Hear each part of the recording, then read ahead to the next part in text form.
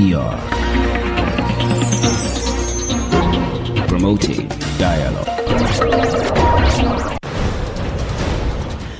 It's 6 p.m. in Dakar, Accra and Banjul, 7 p.m. in Porto Novo and Abuja. Good evening and many thanks for staying tuned to West Africa Democracy Radio, broadcasting on 94.9 FM and around the world on wadr.org. Welcome to the third edition of Newslink. First, our top stories. Malian army says over 80 jihadists killed in a coordinated attack across 7 localities. ECOWAS calls for calm and dialogue amid Togo unrest. Cardinal Turkson calls for justice as Ghana observes its first National Day of Prayer and Thanksgiving. And to renew is to recommit ourselves individually and collectively to the common good. For prosperity in this light is not simply the accumulation of wealth. UNODC and Nigeria team up to tackle terror financing via illegal mining. Please stay tuned for details of these stories and more. Christopher Aticho with Newslink. Many thanks for joining our broadcast. We begin the bulletin in Mali, where a wave of coordinated militant attack has left the country on high alert. On Tuesday morning, Colonel Major Suleimana Dembele, Director of Information and Public Relations for the Malian Armed Forces, announced that 80 jihadists had been neutralized in response to simultaneous assaults across 7 key locations in the country. Augustin Colley has the details. In a televised statement, Colonel Major Dembele described the military's actions as a strong and determined response to what he termed the forces of evil. He reported that Malian soldiers not only pushed back the attackers, but also seized a significant cache of military equipment, including weapons, ammunition, motorcycles, vehicles, and communication devices. The attacks targeted strategic sites in Nioro, Molodo, Sangari, Kai, Djiboli, Nioro du Sahel, and Gorgui towns, primarily situated in Mali's western region near the border with Senegal. This marks the first time a border post in such close proximity to Senegalese territory has come under this level of threat. Colonel Major Dembele commended the resilience of Malian troops and urged the civilians to intensify their cooperation with the armed forces in the face of ongoing security challenges. Shortly before the military's announcement, the Al-Qaeda-affiliated Group for the Support of Islam and Muslims, JNIM, claimed responsibility for the attacks. The group alleged it had captured 3 barracks. And several military posts in the affected areas, escalating fears of a growing insurgent presence in Mali's western corridor. Augustin Colley filed the report. To some religious matters, first in Ghana, where Cardinal Peter Appiah Turkson is urging Ghanaians to use the newly introduced National Day of Prayer and Thanksgiving as a turning point towards building a more just and equitable society. His message comes as President John Dramani Mahama calls on citizens to reject tribalism, religious extremism, and hold leaders accountable. The event held in Accra marks the beginning of what the president hopes will become an annual tradition of spiritual reflection and national unity. WADR's Nadi Data from Accra reports. Ghana's first official National Day of Prayer and Thanksgiving has been held in Accra with calls for deeper reflection on justice, unity and accountability. Speaking at the ceremony, President John Dramani Mahama called on Ghanaians to rise above religious and ethnic divisions and protect the peace the country has long enjoyed. Let us remain vigilant against the voices of tribalism, against the voices of religious extremism, and against the poison of political hostility. These are the seeds of division that we must never let take root in our precious nation, Ghana. Let us also remember this, that true thanksgiving is not spoken only with the lips, it must be lived in our very lives. We must hold those in authority, including myself, accountable to the highest standards of integrity and humility. Preaching at the service, main speaker Cardinal Peter Kwejo-Appiah Turkson stressed that the observance must go beyond prayers and songs, urging Ghanaians to use it as a catalyst for building a more just and compassionate society. To reflect is to see clearly both our blessings and at the same time our blind spots. To reset is to turn away from these blind spots that lead to destruction, division, corruption, and the very many evils that again have been talked about here. And to renew is to recommit ourselves individually and collectively to the common good.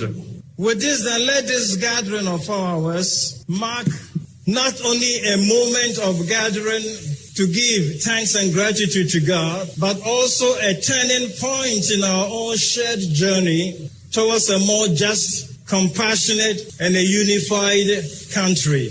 Cardinal Turkson also called on Ghanaians to cultivate a renewed spirit of responsibility and unity, cautioning that unchecked greed and the pursuit of selfish interests endanger the country's shared resources and compromise the future of generations to come. President Mahama expressed optimism that the day will grow into a lasting tradition of thanksgiving and spiritual introspection that reinforces Ghana's culture of peaceful coexistence. The event brought together leaders from various faiths, civil society, opposition parties, and government. For WEDR, Nadi Tete, Accra. To Togo, reactions continue to pour in over recent demonstrations that took place in the capital Lomé and other parts of the country. The latest response comes from the Conference of Bishops of Togo. In a statement released on Monday, June 30, 2025, the bishops expressed deep concern over the protests held on June 26, 27, and 28, expressing deep concern over the protest as well as acts of violence that accompanied them.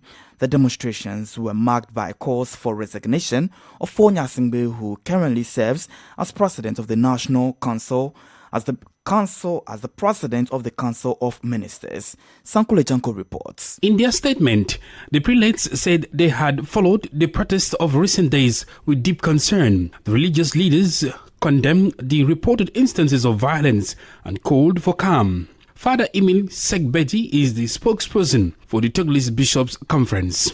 We vigorously condemn again this unacceptable and unsustainable violence, whatever their origins, their authors, and their justification. Such disproportionate use of force to repress a futile, illegal demonstration is simply unacceptable. We invite the authors of these reprehensible acts to be converted. As several civic organizations mourn the deaths of 7 people and dozens of others injured, the prelates call for the preservation of human life. They urge all parties to exercise restraint. We recall here the sacred character of all life and the inalienable dignity of the human person. The banalization of these fundamental principles of all religion, culture, and civilization leads inexorably to chaos. To be tempted to see the truth and to make believe the force is a moral violence that breaks cohesion. We must grasp ourselves by fear of God and by love for our nation. At the same time, the Bishops' Conference urges the faithful and fellow citizens to continue to pray, I quote, without becoming discouraged, end of quote. It should be noted that at the end of their 139th ordinary session, the bishops firmly condemned all forms of violence, wherever they come from, and denounced the culture of lies in the country. Sankule Chanko with the details of CV Wadrago's report from Lomé. Still on this particular subject matter, the Economic Community of West African States ECOWAS is voicing deep concern over recent social unrest in Togo. Demonstrations, particularly in the capital city Lomé, have led to regrettable human and material consequences. The ECOWAS Commission says it is closely following the situation, emphasizing the importance of restraint and the need for all parties involved to prioritize prioritize dialogue. In a statement released earlier today, ECOWAS urged Togolese stakeholders to engage in constructive conversation aimed at fostering a peaceful socio-economic and political environment, one that supports sustainable development for all citizens. The Commission also extended its sympathy to those affected by the recent event and reaffirmed its readiness to assist in efforts to restore and maintain social peace in the country. As tension simmer, the call is clear: peaceful solution through dialogue. ECOWAS further says it stands ready to support Togo on the path to sustainable and stability growth. More stories coming up on West Africa Democracy Radio. Newslink continues. Let's remain with issues related to the regional bloc and head to Côte d'Ivoire, where ahead of the country's presidential election scheduled for October 2025, the Economic Community of West African States ECOWAS has commenced its pre-election information mission on Monday. The team made its first visit to the Ministry of Foreign Affairs, African Integration and Ivorian Abroad. The delegation is led by Professor Theodore Holo, former president of the Constitutional Court of Benin, and includes around 10 members. However, questions remain about the added value of this mission, particularly given President Alassane Ouattara's previous statement opposition to what he perceives as foreign interference in Ivorian political affairs. A political analyst, Hervé Wedeyam Lancode, speaks about the subject. Je pense que la plus-value, c'est déjà peut-être travailler à trouver. I think the most valuable thing is to work to find a consensus, even if it's difficult. We are at a critical moment in the sub-region. Côte d'Ivoire remains a regional locomotive, both politically and economically. And I think that for this mission, it is to work to ensure that the country preserves its stability. It is also to work to ensure that the country preserves stability. It is also to work to restore its position, because we remember that in 2020, the ECOWAS was accused of not having barricaded the third mandate of President Ouattara. Bientôt, il y aura des élections. Donc, je pense que tout ce qui se passera en Côte d'Ivoire sera déterminant. Hervé Wedeyam Lancode is a political analyst, and we do have more conversations on this particular subject matter in our guest interview segment. Let's cross over to Nigeria, where a United Nations initiative is helping Nigeria tackle the growing threat of national resource-related crime linked to terrorism and conflict. The collaboration between Nigeria's Ministry of Solid Minerals and the United Nations Office on Drugs and Crime UNODC signals a renewed push to curb illicit financial flows and illegal mining and have security and economic implications far beyond Nigeria's borders. As WADR's correspondent Usman Umar reports, the outcome of this partnership could set a regional precedence in the governance of natural resources. The Nigerian government has begun working with the United Nations Office on Drugs and Crimes, UNODC, to intensify its crackdown on illegal activities in the country's mining sector, which is increasingly being linked to the funding of armed groups and criminal networks. This was disclosed by Nigeria's Minister of Solid Minerals, Dr. Dele Alake, following a meeting in Abuja with a delegation from UNODC led by Tom Parker. Alake said the UN agency applauded recent steps taken by the Nigerian government, particularly the deployment of a dedicated unit of mining marshals to police mining sites and arrest violators. He noted that the initiative has begun to yield results, with more operators moving to regulate their operations under national law. But the implications of this move extend well beyond Nigeria, as mineral-rich countries across West Africa face a growing nexus between illegal mining, smuggling and transnational armed groups. Experts say Nigeria's efforts could serve as a model for regional coordination. Samuel Adelaide is a regional mineral resource governance expert. I'm thinking we should do something on the short term. That's how he told the president about the mining marshals and how we can use the existing structure of the Nigeria Security and Civil Defense Corps, especially train them, equip them, and they were on view last year, and they are doing tremendously. So that's one side. And as we speak, they've arrested over 300 I know that over 130 are being prosecuted. In a further move to reinforce surveillance, Alake announced the deployment of satellite technology to monitor mining activities in real time, allowing rapid response to illegal operations and reducing the state's dependence on limited ground enforcement capabilities. The collaboration with UNODC, according to the minister, is part of a broader strategy to disrupt illicit financial flows and protect Nigeria and, by extension, West Africa's vast but vulnerable natural wealth from exploitation by criminal actors. Analysts say if the strategy proves effective, it may encourage similar cross-border interventions and partnerships across ECOWAS states, many of which face parallel threats in their extractive sectors. For Newslink on West Africa Democracy Radio, Usman Omar, reporting from Abuja.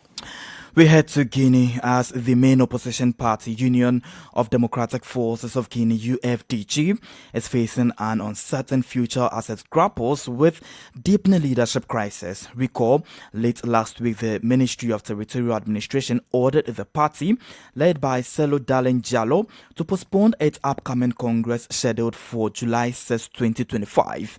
The directive requires the UFDG to first reinstate Ousmane Gao Diallo, the current spokesperson for the transitional government, who was expelled from the party in 2022. However, party leader Cellou Dalein Diallo has rejected the government's demand. Abdullahi Hassan has the details in this report. The standoff between Ousmane Gao Diallo and Guinea's main opposition party, the Union of Democratic Forces of Guinea, UFDG, has persisted for 3 years. Diallo, now spokesperson for the transitional government, was expelled from UFDG leadership in 2022 after aligning himself with the ruling junta, the National Committee of Reconciliation and Development, CNRD. In a court ruling last May, the UFDG led by Cellou Dalein Diallo was ordered to reinstate Ousmane Gao Diallo as a condition for holding its upcoming party congress scheduled for July 6. However, the UFDG has refused to adhere to the ministry's directive. Party official Cellou Kansala Diallo explained the decision. We see a party taking sides, a cause and effect from the minister who is supposed to be neutral. The administration is going to the point of interfering in the internal functioning of a political party and even taking sides for a movement that has no agreement, to the detriment of a movement that has an agreement officially recognized. It's a bad publicity for the government. At the same time, internal tensions are rising. Within the UFDG reform movement, backed by Ousmane Gao Diallo, questions are being raised about the transparency and organization of the Congress. Lamarana Petit Diallo, president of the MR-UFDG, criticized irregularities in the process. When the FDG estimates that a decision, either judicial or from the Ministry of Justice, is made, the FDG is victim. It is not a question of Mr. Ousmane Gao Diallo or of Mariama Petit Diallo. It is a question of respect for the text. Meanwhile, the Ministry of Territorial Administration has issued a 48-hour ultimatum for compliance with its demand. Despite mounting pressure from the government and internal dissent, the UFDG leadership insists that the party congress will go ahead as planned for July 6, 2025. A report by WADR's correspondent in Conakry, Chiano Alpha Ibrahima Baude, and voiced by Abdullah Hassan. You're still listening to Newslink here on West Africa Democracy Radio, broadcasting on 94.9 FM and around the world on WADR.org. We're also live on Facebook at WADR English Service, as well as YouTube WADR News. Here's a reminder of our top stories. Malian army says over 80 jihadists killed in a coordinated attack across 7 locations. ECOWAS calls for calm and dialogue amid Togo unrest. UNODC and Nigeria team up to tackle terror financing via illegal mining. And Colonel Texan calls for justice as Ghana observes its first National Day of Prayer and Thanksgiving. Still ahead in the news, we have the guest interview and sports news. Please stay with us. Fresh and breaking news all the time. Hear it first as the news breaks, only on West Africa Democracy Radio. Newslink continues. Let me take you to the Gambia, where the Speaker of the National Assembly, Fabakary Tombo Jatta, has praised the increasing significance of parliamentary diplomacy as a key tool for strengthening cooperation and mutual understanding between Banjul and Dakar. His remarks came following an official visit to Dakar when he was invited by the Senegalese Parliament to deliver the keynote address at the closing ceremony of the 2024-2025 Ordinary Parliamentary Session on Monday. Speaker Jatta highlighted the importance of parliamentary diplomacy, particularly between Senegal and the Gambia. Here's an excerpt from the Speaker of Gambia, Fabakary Tombo Jatta. The National Assembly of the Gambia places immense value on the continuous exchange of insights and experiences with our Senegalese counterparts. Our respective National Assemblies serve as indispensable pillars of democratic governance. It is through sustained and collaborative engagements that we can collectively refine our legislative processes, fortify oversight mechanisms, and champion the principles of good governance, ultimately benefiting the citizens we represent. Your tireless efforts not only propel Senegal forward, but also stand as a beacon of aspiration across our West African sub-region. The work of a national parliament, while primarily focused on its citizens, increasingly intersects with broader regional and global landscape. In West Africa, our destinies are intertwined. The challenges we face, be it climate change, economic disparities, regional security threats, or youth unemployment, transcend national borders and demand collective action. Similarly, our opportunities for growth, trade, and cultural exchange are amplified through closer collaboration. And that Gambia's National Assembly Speaker Fabakary Tombo Jatta speaking in Senegal's National Assembly. Politics, analysis on major news, social matters, and all. This is A Guest. In this segment of the news, we head back to Côte d'Ivoire as the Economic Community of West African States, ECOWAS, has begun its pre-election information mission ahead of the October 2025 election. The mission is part of ECOWAS' efforts to support peaceful, credible, and transparent elections in the region. Given Côte d'Ivoire's history of electoral tension, this mission is seen as a crucial step towards preventing conflict and ensuring stability ahead of the polls. To help us understand the significance of this mission and what it means for Côte d'Ivoire and the wider region, we spoke to Austin Aigbe, Wadr's liaison officer. I think it is not an Ivorian government decision per se. It is a decision by one individual that everybody knows who is running for a fourth term, who wants to do his own tactical moves to ensure that there is no external actor who follows the electoral process through. Okay. And you recall too, in the last heads of state meeting in Abuja, talking about ECOWAS heads of state, heads of authority meeting in Abuja, Alassane Ouattara was absent. And it was in that meeting a decision was taken, and the commission, ECOWAS commission, was mandated by the heads of state to immediately deploy the fact-finding mission, which is a norm in ECOWAS countries. Every country preparing for elections, there is always an ECOWAS fact-finding mission so that they can report back to the heads of state, as it were. So Ouattara being absent may have been deliberate, that he doesn't want to be part of the decision that would have led to the fact-finding mission going to Côte d'Ivoire. It's almost like obvious. But however, Côte d'Ivoire, not Ouattara, Côte d'Ivoire is a signatory to protocols and subordinate protocols of ECOWAS. Whether or not it is today Alassane Ouattara, it doesn't really matter. It is a country, unless Ouattara will openly declare that ECOWAS, I do not want to see you in my country. Not until that time, like what happened in Guinea-Bissau. Not until that time, ECOWAS will continue to follow the protocol to which all member states is the signatory and all of that. Well, Mr. Hussein, we are clearly not sure if Ouattara himself will be part of this election. Of course, we know that his party has endorsed him and he has chosen him as the sole candidate. But he is yet to make a comment. Do you see this delay as being tactical in a way? It could be highly tactical. Apparently, if you recall, Ouattara really wasn't interested in a fourth term.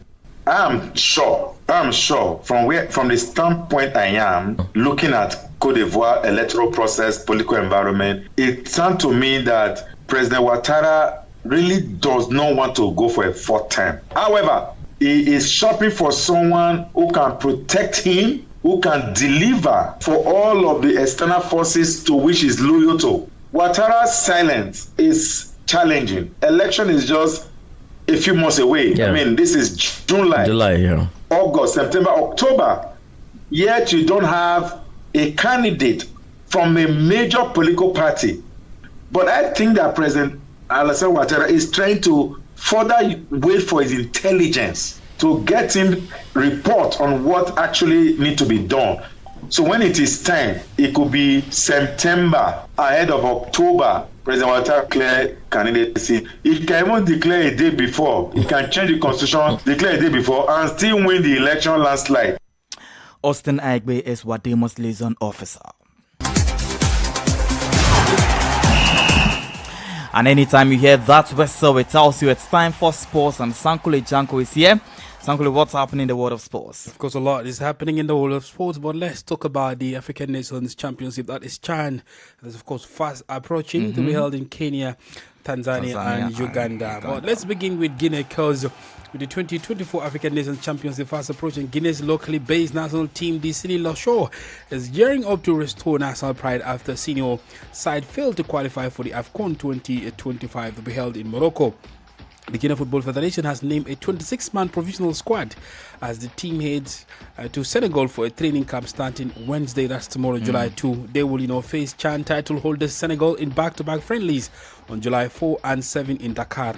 Key tests before the tough group matches against Algeria, South Africa, Uganda and Niger. But the controversy clouds the squad with the top league scorer Musa Moses Kamara left out, a decision yet to be explained by coach Suleiman Kamara. Can you imagine? I can't. The leading scorer of the Guinean National League he's out of he's not been selected. Maybe they've seen another talent coming up who can actually replace Come on, he's the Maybe. leading coach. There's no explanation for that. Well, we wait to see what the coach explanations of the coach are. But let's and quickly some Club World Cup. Oh yes, game. I'm sure you know what I'm about to talk about, Augustine, because in a stunning upset at the Club FIFA World Cup, Saudi Arabia's Al Hilal, of all people, of all clubs, have knocked out the reigning European champions, Manchester City, or European Premier League champions rather. City with a dramatic 4-3 win after extra time in Orlando. City took early lead, Bernardo Silva, but Hilal responded with the goals from Marcos Leonardo and Malcolm. Erling Haaland and Phil Foden tried to keep cities alive, each scoring to level the match. But in extra time, Leonardo struck in the 112th minute to seal the victory. Oh my goodness. Al Hilal's Borno, the Moroccan international, was the hero again because he kept City at bay and then earned the Saudis the victory. That's solid. I'm very happy that Manchester is not there, your teams are not there, but Chelsea isn't there. We're heading towards the quarterfinals. We'll have that argument later on. But all the same, this is where we've come to the end of today's edition of Newslink here on West Africa Democracy Radio, broadcasting on 94.9 FM from Dakar, Senegal, and also around the world on WADR.org. Thank you for listening, and many thanks to Fali Luso and Sheikh Njai for the technical assistance. Do interact with us via our social media platforms, X formerly Twitter, Instagram at WADR News, and on Facebook at WADR English Service. I am Christopher Atecho. Good evening and enjoy the rest of our broadcasts. And many thanks to you for listening to Newslink via Hot 104.3 FM, Newmi FM 94.0, Hilltop Radio 104.7 FM.